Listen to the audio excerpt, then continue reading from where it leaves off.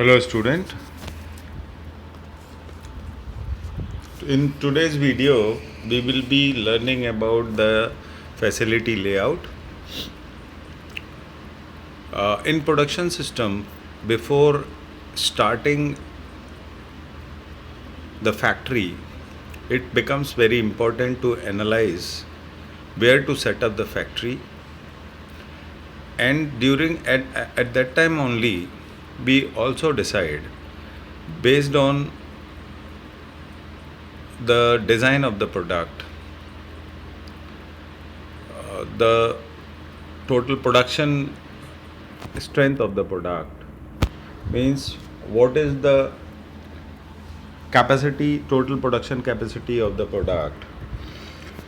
We decide that what kind of layout is important.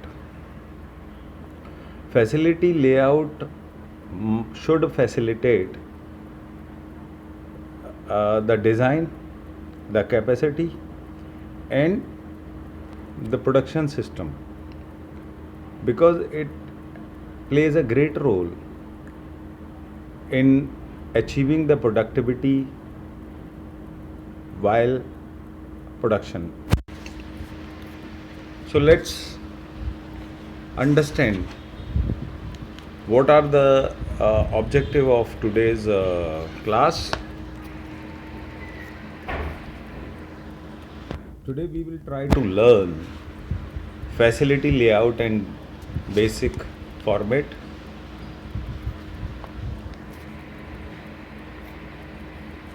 What is process layout? What is layout planning?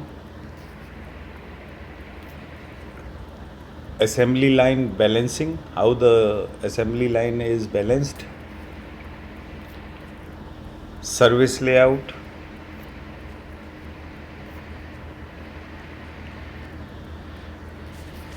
Now, what actually the facility layout is? You can see from this definition,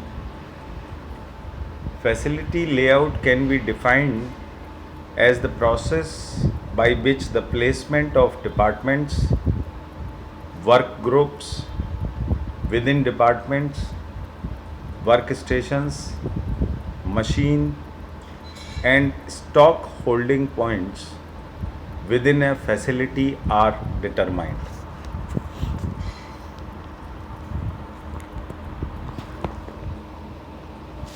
Now, here, what is the meaning of placement of department? Every factory or the company where the production is done has different departments.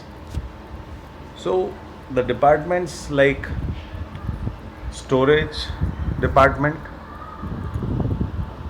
the semi-finished product storage department, inventory department, finished product storage department, how all these departments should be placed must be considered before setting up the facility layout. How the work groups or different groups within the department should be settled. All the workstations are connected. Machine should be in a way that it facilitate every person. Stock holding points within a facility are determined. This process requires the following inputs: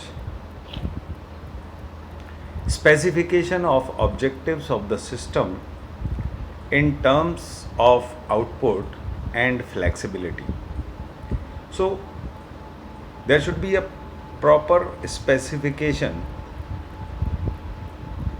based on the objective of the mission of the organization in terms of output and flexibility must be penned down. Estimation of product or service demand on the system. This is also very important. Estimation of product or service demand on the system, because the capacity should be fixed according to the projected demand, that what will be the demand, and accordingly we will set the capacity of the plant. Processing requirement in terms of number of operations and amount of flow between departments and work centers. Space requirements for the element in the layout. Space availability within the facility itself.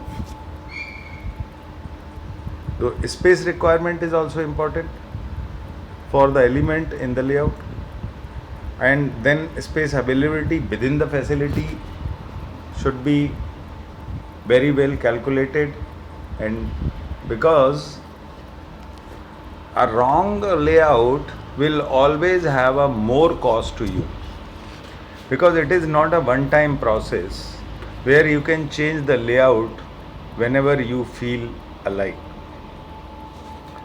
Whenever you feel that it is not good, so now we should change the setup or the layout of the system. That is not possible.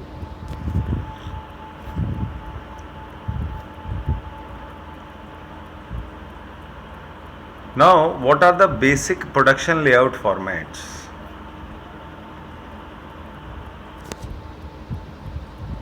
Generally, we can have many types of layouts, but there are some basic or the common layouts. They are: first is work center, second is assembly line, also called flow shop layout. Most of the time, if you have watched any of the production system, you will come to know that it is assembly line or flow shop layout. Then manufacturing cell layout, it is another type of format.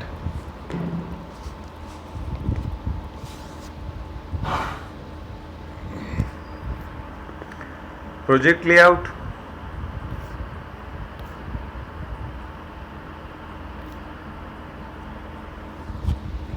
now process layout, interdepartmental flow. The flow or the number of moves to and from all the departments. How will you decide the flow? Basically, in the interdepartmental flow, we must look how the raw material will move and how the semi-finished products will move.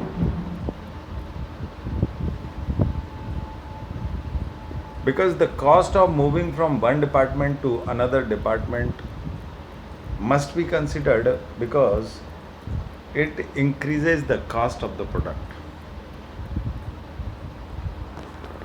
The existing or planned physical layout of the plant.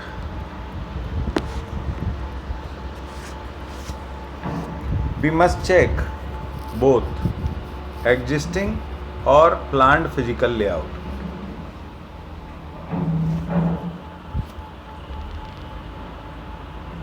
We must determine, all these things are given, and now we must determine the best location for each department, where best means maximizing flow, which minimizes the cost. So friends, here I would like to tell you, why are we analyzing this process layout? Every action of the company or the production system is basically improved or made better just to reduce the cost and improve the quality. We know that the quality and the cost are opposite. if we try to improve the quality, then also the cost will increase. And if we moves the material or the finished product or the semi finished product, then also it has to be optimized, otherwise it will increase the cost of the product.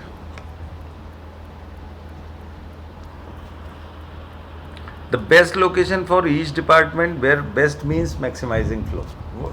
We are in the process of improving the flow or optimizing the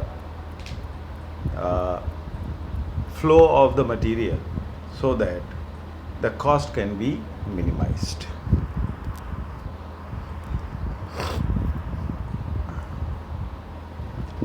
Now the process layout, where we are trying to understand the systematic layout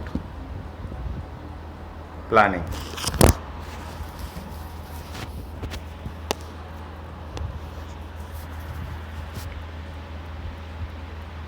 Numerical flow of items between work centers.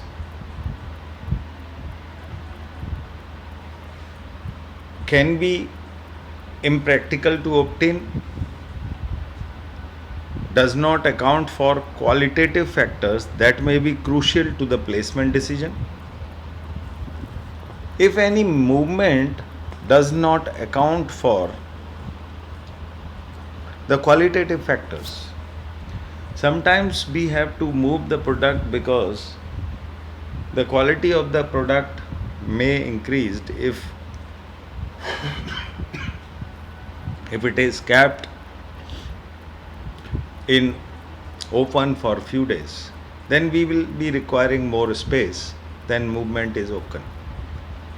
Systematic layout planning accounts for the importance of having each department located next to every other department. So again here you can see the focus is on the reducing the movement of or the distance in the movement of the material. It is also guided by trial and error, switching work center, then checking the result of the closeness score.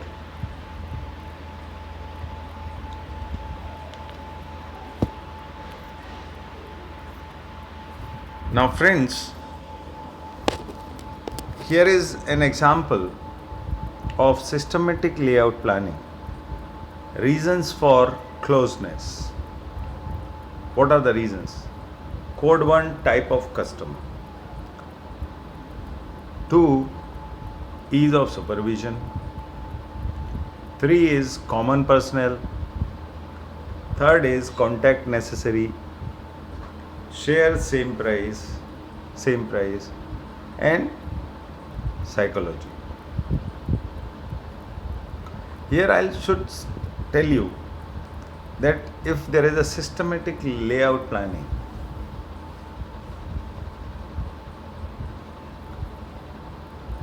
then you can decide what type of customer should go in which area. You can supervise very well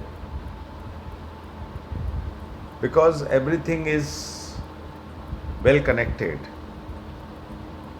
A common personnel can help you in performing the task if they are sitting idle.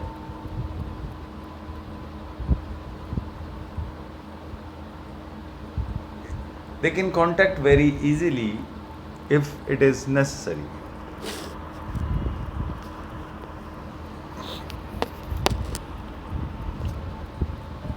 Now value, absolutely necessary, line code, numerical weight, importance of closeness. A is absolutely necessary, line code is 4 lines, parallel lines, numerical weight is given 16. specially important, then we will take. If it is not absolutely necessary, then it is line code is 3, numerical weight is 8. I is important, then for 4. O is ordinary closeness, then the weightage is 2. U is uni, unimportant, then numerical weight is 0. And for undesirable, numerical weight is 80.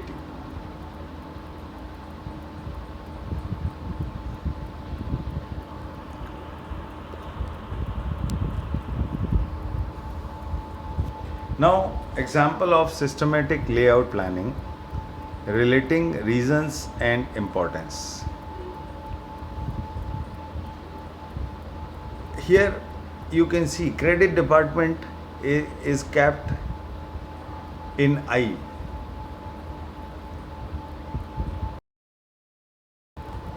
Credit department for 3 is U.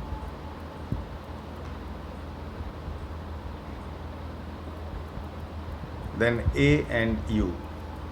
Area square feet is 100. Toy department, again the area required is 400.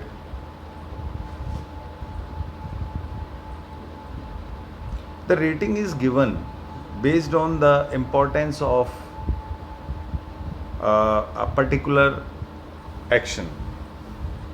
So the camera department here you can see is given 100 square feet.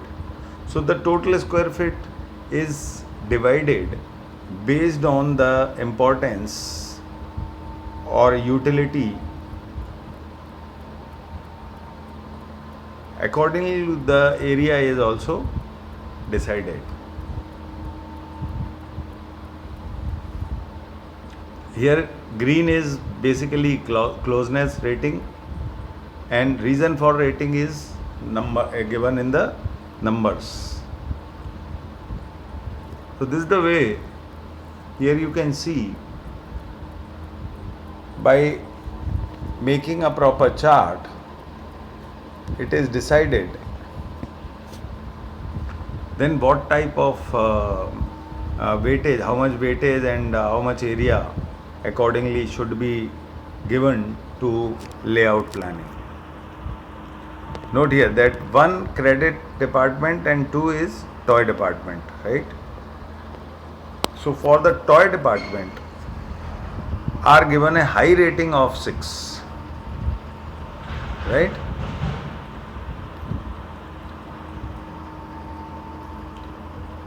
Toy department and the 5 is candy department are given a high rating of 1.6. Example of systematic layout planning, initial relationship diagram.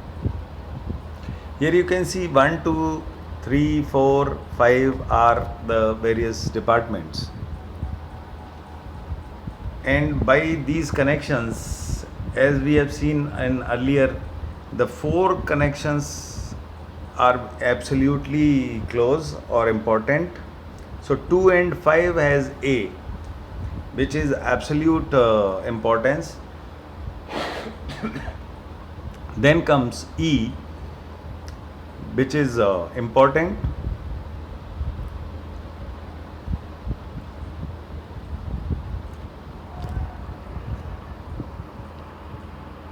The connection between 4 and 5 is unimportant, and 3 and 5 is also unimportant. So this is the way to make it easy. If the layout is given, if it is planned or designed properly, then anyone can understand that which department should be kept together.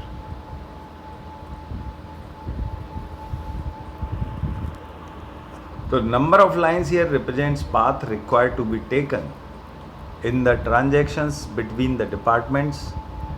The more lines, more the interaction between department. So 2 and 5 interaction is highest here. Then 1 and 4 interaction is little bit less than 2 and 5, but again more than any other. 1 and 2 is, and 2 and 4 is equally important in interactions.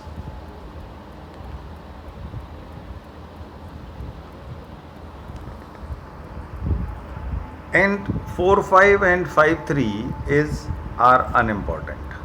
Note here again, department 1 and 2 are linked together, and department 2 and 5 are linked together by multiple lines or required transactions.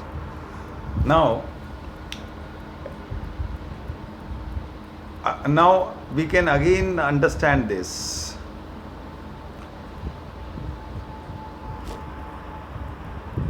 If you are ignoring space and building constraints, then you can see here initial layout and final layout can be done, because 2 has connections with all the department in the second layout. Adjusted by square footage and building size. In the final layout, the department 1 and 5 are not both placed directly next to department 2.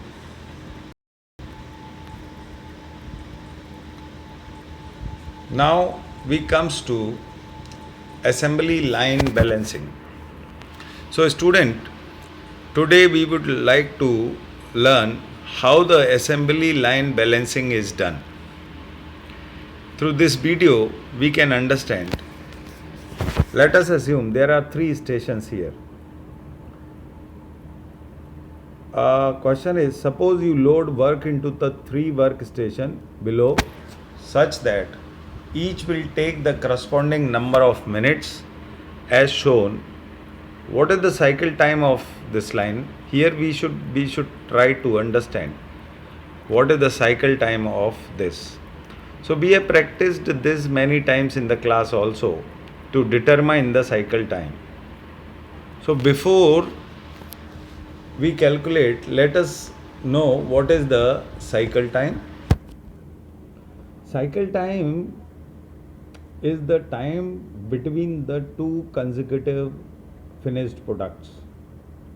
So by looking at this, can you guess what is the cycle time? So first station takes 6 minutes per unit, second station takes 7 minutes per unit, third station takes 3 minutes per unit, right? So now you are supposed to calculate the cycle time. So I know that most of you can calculate that the cycle time is 7 minutes. So after every 7 minutes you will get a new finished product. It is also the maximum time of the total workstations. So maximum time is taken by workstation 2. So the cycle time will always be 7 for this assembly line. The cycle time of the line is always determined by the workstation taking the longest time. In this problem, the cycle time of the line is 7 minutes. There is also going to be idle time at the other 2 workstations. So you can understand that what is the idle time for station 1. 1 minute is the idle time, and for station 4 minutes is the total idle time per product.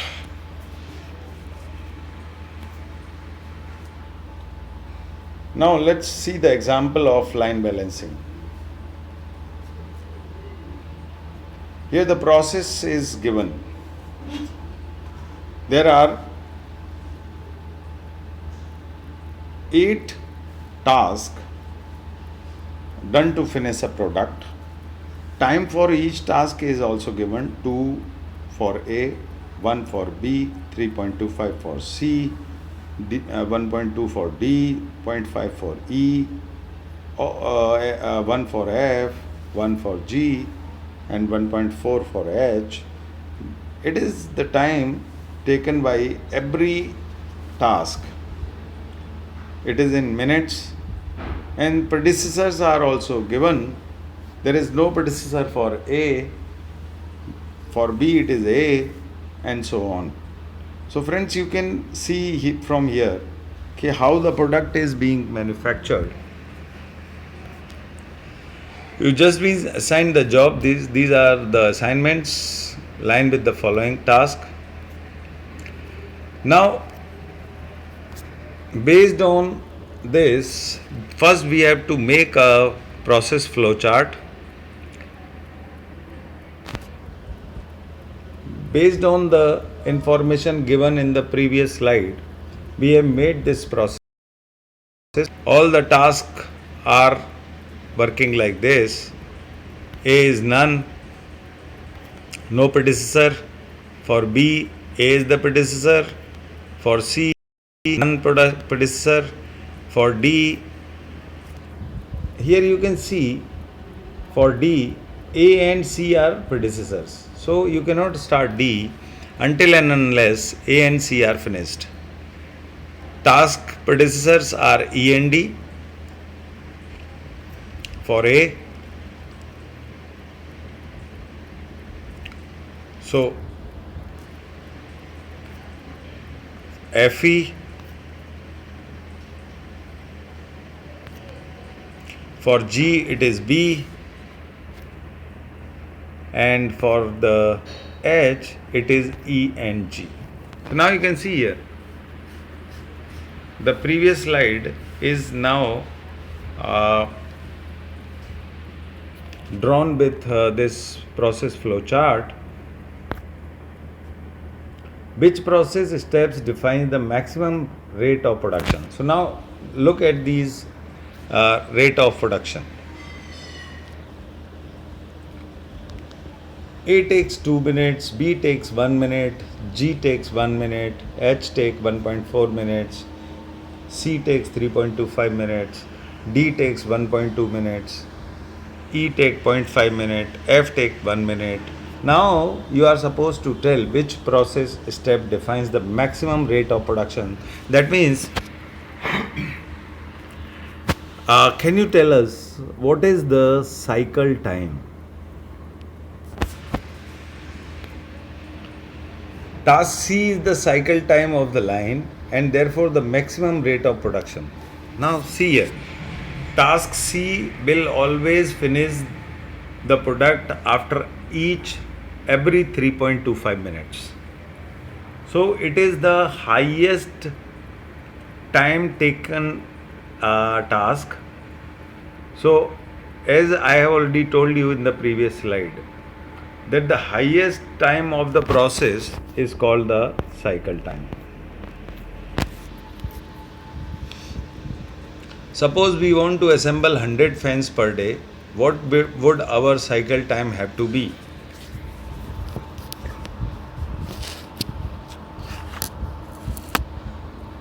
So for this we must know what is the total work hours, because we want to assemble 100 fans.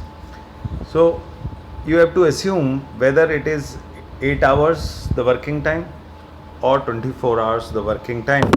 Then will be very easy to determine the cycle time.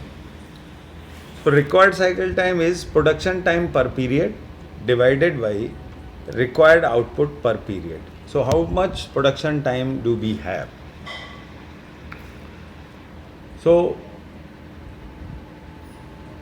420 minutes per day is the total time, and we have to produce 100 units. So here we are considering that the factory is running for 8 hours, 1 hour is a gap or the lunch time. So total 7 hours. So in 7 hours, the total minutes are 420 minutes, and total fans which we have to assemble are 100. So divided by 100, you will get 4.2 minutes per unit. Now once you know the cycle time, now you can decide uh, that how much facility, what type of facility is required to make 100 fans within the given time. What is the theoretical minimum number of workstation for the problem? It also has the formula that how should be determine the minimum number of workstation. The sum of task time divided by the cycle time. So cycle time we have calculated in the previous slide, that is 4.2.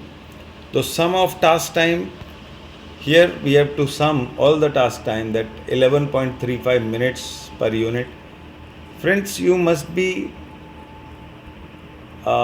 thinking that how this 11.35 minutes time has come. So for this, let's go back and I'll tell you what is this the total time. Now add all these times.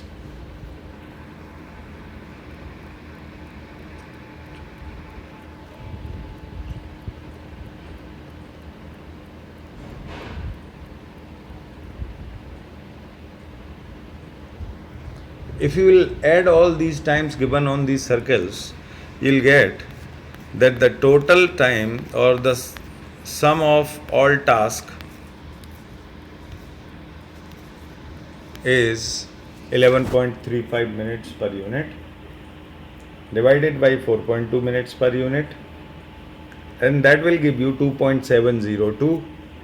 So this 2.702 is the total time, total number of workstations you must have.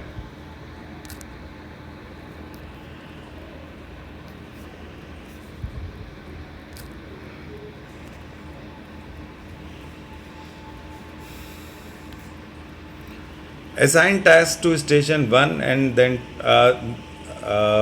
example of line balancing rules to follow for loading workstations. Assign tasks to station 1, then 2, etc. in sequence. Keep assigning to a workstation, ensuring the precedence is maintained and total work is less than or equal to the cycle time. Use the following rules to select task for assignment. Primary, assign task in order of the largest number of following tasks. Secondary, tie breaking, assign task in order of the longest operating time. So now let's take the same example again. A is 4.2 minus 2 is equals to 2.2.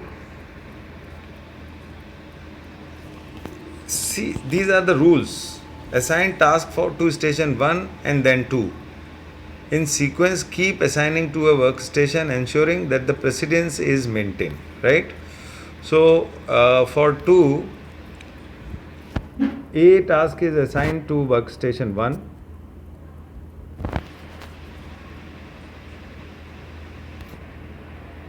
And then the B, then G. So the total idle time here is 0.2. And C should be assigned to workstation 2. Total idle time is 0.95. And D should be assigned to station 3. E should be assigned to station 3. F should be assigned to station 3, and the total idle time is 0.1. Now the question is, which station is the bottleneck? Which station is the bottleneck? What is the effective cycle time?